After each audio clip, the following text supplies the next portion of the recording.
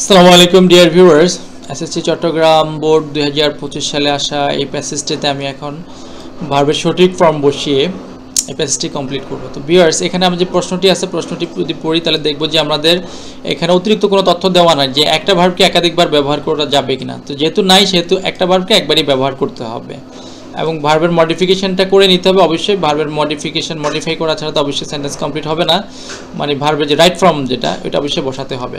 তো ভিউয়ার্স, আমরা শুরু করছি।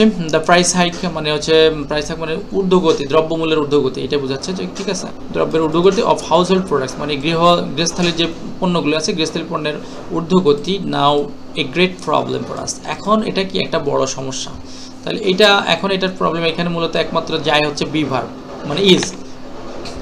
তাহলে এখানে কেন ইজ বসলো? এখানে দেখা যাচ্ছে যে প্রোডাক্টস ডাবল, এখানে প্লুরাল বোঝাচ্ছে। মূলত এখানে এটাকে বোঝায় না হাউজল প্রোডাক্ট, এখানে হচ্ছে হাউজল গৃহস্থালী পণ্যের এই যে আমাদের এখানে আছে কি প্রাইস হাইক। তা প্রাইস হাইক হচ্ছে ঊর্ধ্বগতি, দ্রব্যমূল্য ঊর্ধ্বগতি, মূলত এটাকে হাইলাইট করা হয়েছে এখানে, ঠিক আছে। যার ফলে এখানে বিভার্বটা এখানে কি ইজ বসছে। ওকে, আর এখানে আরেকটু তথ্য দিয়ে রাখি, নাও থাকলে সাধারণত যদি বিভার্ব ব্যতীত অন্য কোনো ভার্ব বসে তাহলে সেক্ষেত্রে এটা কন্টিনিউয়াস করতে হয়, আদারওয়াইজ করতে হয় না। যদি বিভার্ব থাকে তাহলে অবশ্যই সেটা নর্মালি আমরা প্রেজেন্ট ইনডিফিনিট টেন্সে রাখলেই হয়ে যায়, ঠিক আছে। আচ্ছা, তারপর দেখি everyday dash we dash eat. আসলে প্রতিদিনই আমরা আসলে কি এটা এই ফেস করি, মোকাবেলা করি এই প্রবলেমটা।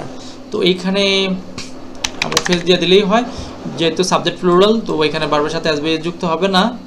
মোস্ট অফ দ্য পিপল একটা লো ইনকাম ইন ডেঞ্জার। আসলে অল্প আয়ের মানুষগুলো মানে যাদের অল্প আয় আছে, তাহলে এখানে হ্যাভ আছে ভার্ব, তাহলে যাদের অল্প আয় আছে তাহলে এখানে হ্যাভ বসবে।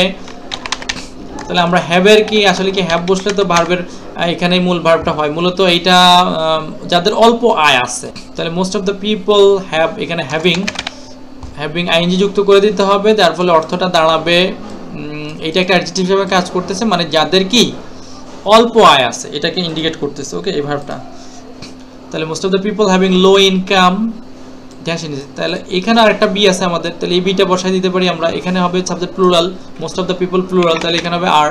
তারা কি আর ইন ডেঞ্জার, তারা বিপদে আছে। আচ্ছা, তারপর দেখি ডে ড্যাশ অফ পারচেজিং।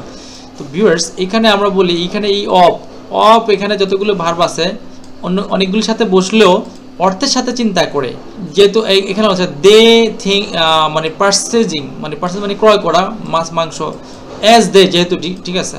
তাহলে এখানে আমাদের কি হবে, they have to think of. Okay, তাদেরকে চিন্তা করতে হয় অথবা তারা চিন্তা করে, ঠিক আছে।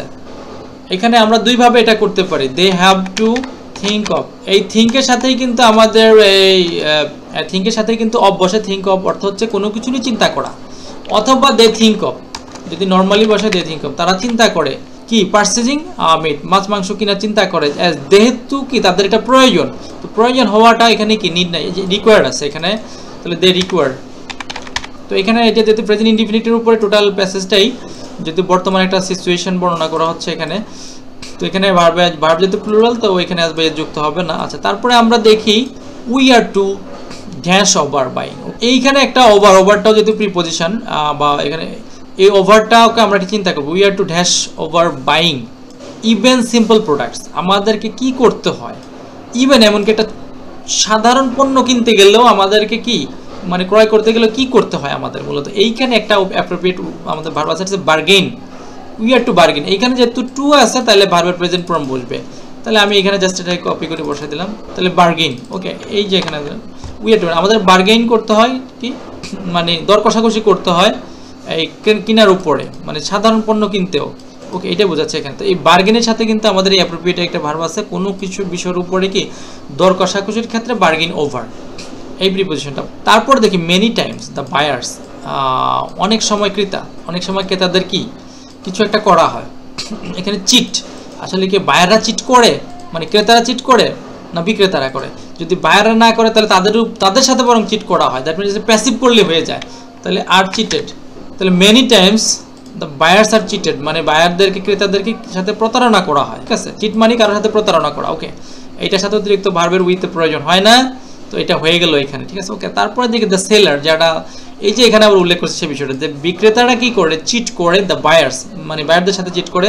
এই চিটের সাথে কিন্তু উইথের প্রয়োজন হয় না, ভিউয়ার্স বলে রাখি, চিটের অর্থই হচ্ছে কারোর সাথে প্রতারণা করা। ওকে, তাহলে the sellers cheat the buyers at the time of, কোন সময় আচ্ছা, এইখানে আমরা একটু দেখি আমাদের কি বাকি আছে এখানে, কোন সময় প্রতারণাটা মূলত বেশি করে।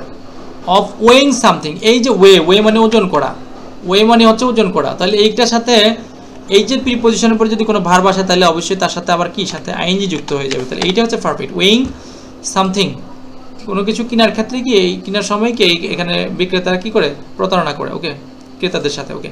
তারপর some step have just by government, এটা একটা প্যাসিভ ভয়েস আছে, বিষয় যে গভর্নমেন্ট কর্তৃক, সরকার কর্তৃক কি এই কালপিটদেরকে, ক্রিমিনালদেরকে আইডেন্টিফাই করার জন্য কিছু একটা পদক্ষেপ কি নেওয়া হয়, সাম স্টেপস, এটা অ্যাক্টিভ সাবজেক্ট না, এটা প্যাসিভ সাবজেক্ট, ওকে। তাহলে হ্যাভ থাকলে ভার্বের কি হবে, ফার্স্ট পার্টিসিপল হবে। তাহলে এইখানে আমাদের একটা এখানে আমরা দেখি, তাহলে সাম স্টেপস হ্যাভ, এই টেক মানে নেওয়া, তাহলে হ্যাভ টেকেন হওয়ার কথা, কিন্তু যেহেতু এটা প্যাসিভ ভয়েস তাহলে এখানে হ্যাভের পরে বিন বসবে, তারপর হবে টেকেন, ওকে। তাহলে have been taken, some steps have been taken by the government to identify the culprits, মানে হচ্ছে যে কালপ্রিট মানে যারা এগুলির সাথে জড়িত, এই দুষ্কৃতিকারীদেরকে চিহ্নিত করার জন্য, সরকার কর্তৃক চিহ্নিত করার জন্য কি কিছু পদক্ষেপ গ্রহণ করা হয়েছে, ওকে। তো এইটাই হচ্ছে। তো ভিউয়ার্স, আশা করি আপনারা বুঝতে পেরেছেন। তো যদি কোনো সমস্যা মনে হয় অবশ্যই কমেন্টসে জানাতে পারেন, ভালো লাগলে অবশ্যই সাবস্ক্রাইব এবং শেয়ার করবেন।